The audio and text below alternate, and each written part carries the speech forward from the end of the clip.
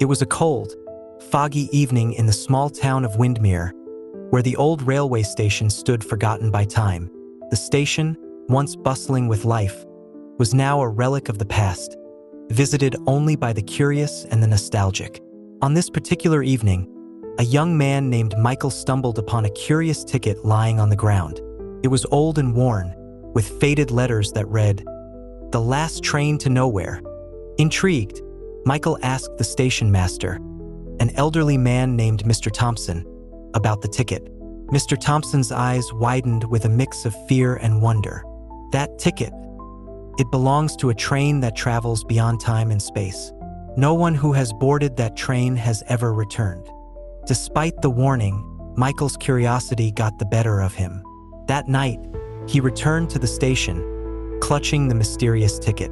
As the clock struck midnight, a haunting whistle echoed through the air, and a ghostly train, shrouded in mist, emerged from the darkness. The train seemed to beckon him, and without hesitation, Michael boarded the last carriage. Inside, he found himself surrounded by an eclectic mix of passengers from different eras: Victorian ladies, medieval knights, and even futuristic beings with glowing eyes. As the train chugged along, Michael struck up a conversation with a woman named Amelia, who wore clothes from the early 1900s. She explained that they were all lost souls, trapped in time, searching for answers and a way home. The train, she said, traveled through different dimensions, each stop revealing a new mystery.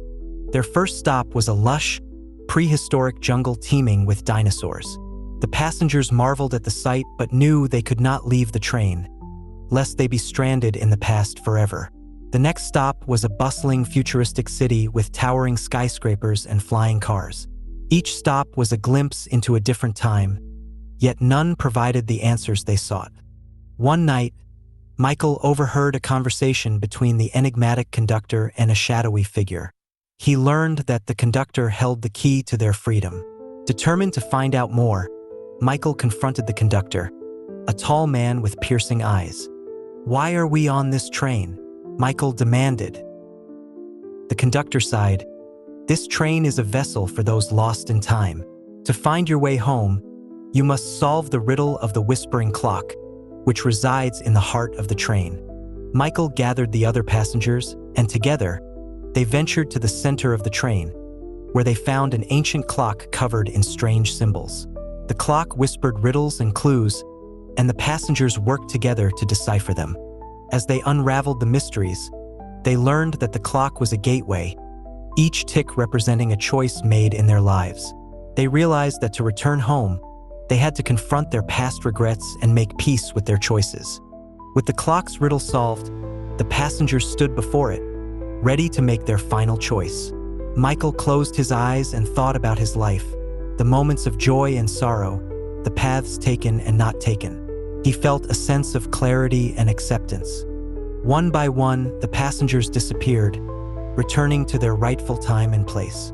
Michael felt a warm light envelop him, and he knew it was time to say goodbye to the last train to nowhere. Michael awoke in his own bed, the morning sun streaming through the window. The memories of the train felt like a distant dream, yet he carried with him a newfound appreciation for life and the choices he made. As he walked through the town of Windermere, he felt a sense of connection with those he met, knowing that every moment was part of a greater journey. The last train to nowhere had given him the greatest gift of all, the understanding that life's mysteries are meant to be lived, not solved. Michael often found himself daydreaming about the strange journey he had taken. He wondered about the other passengers he had met on the train. What had become of them? Were they living their lives with the same renewed perspective he had gained?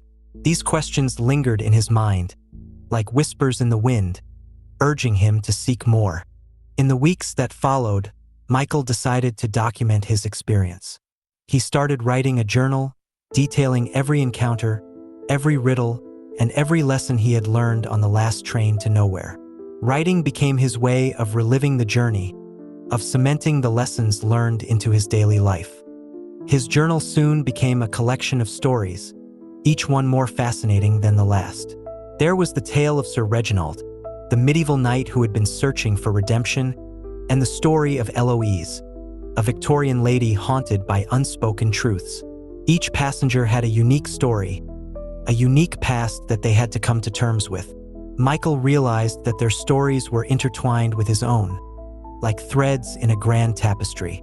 One day, as Michael was writing, he heard a faint whisper, much like the ones he had heard in the Whispering Woods. The voice was soft and melodious, calling his name. "Michael, Michael," it sang. He looked around, half expecting to see the ghostly train again. But there was nothing, just the quiet solitude of his room. Intrigued, Michael decided to follow the voice. He walked to the old railway station, the place where his journey had begun. The station was as deserted as ever, with the same eerie silence hanging in the air. He walked along the platform, feeling a strange sense of déjà vu. As he reached the end of the platform, he saw a figure standing in the shadows. It was a woman dressed in clothes from the early 1900s. She turned to face him, and Michael recognized her immediately. It was Amelia. "Amelia!" Michael called out, his voice echoing through the empty station. "What are you doing here?" Amelia smiled, a sad and knowing smile. "I came to say goodbye," she said. "The train has taken me home, but I wanted to thank you for helping me find my way." Michael felt a lump in his throat. "I didn't do anything special," he said. "We all helped each other." Amelia shook her head. "You did more than you know," she said. "You helped me confront my past, to make peace with my choices. For that, I am eternally grateful." With that, Amelia began to fade, her form becoming translucent until she disappeared completely. Michael stood there, staring at the spot where she had stood, feeling a mix of sadness and fulfillment. He knew that this was his final farewell to the passengers of the last train to nowhere. Michael returned home, his heart heavy with emotion. He continued to write in his journal, adding the final chapter to his story. He wrote about Amelia's visit, about the lessons he had learned, and the peace he had found. His journey was complete. Years passed, and Michael's journal became a cherished possession, a reminder of the extraordinary journey he had taken. He shared his stories with others, inspiring them to reflect on their own lives and the choices they had made. The last train to nowhere had become a symbol of self-discovery and acceptance. Michael lived a full and happy life, always carrying the wisdom of the train with him. He never forgot the faces of the passengers, the lessons of the whispering clock, or the haunting whistle of the train. And when his time came, he faced it with the same clarity and acceptance he had found on that ghostly train ride. One evening, as Michael sat by the fireplace, surrounded by his loved ones, he decided to share his story once more. The room was filled with curious faces, eager to hear the tale that had shaped his life. He began. It was a cold, foggy evening in the small town of Windmere. As he spoke, the room grew silent, the only sound the crackling of the fire and Michael's steady voice. He recounted the journey, the passengers, the whispering clock, and the lessons learned. As he finished, Michael looked around the room. The last train to nowhere was not just a journey through time and mystery, but a journey within ourselves. It taught me that life is about the choices we make, the paths we take, and the peace we find within. His words left a profound impact on his listeners. They realized that their lives, too, were a journey, filled with choices and mysteries to be embraced. Michael's story became a guiding light, a beacon of hope and wisdom for those who heard it. In his final days, Michael felt a sense of peace and fulfillment. He knew that he had lived a life of purpose, guided by the lessons of the last train to nowhere. As he closed his eyes for the last time, he imagined the haunting whistle of the train, knowing that his journey had come full circle. And so, the legacy of Michael and the last train to nowhere lived on, a timeless tale of self-discovery, acceptance, and the beauty of life's mysteries.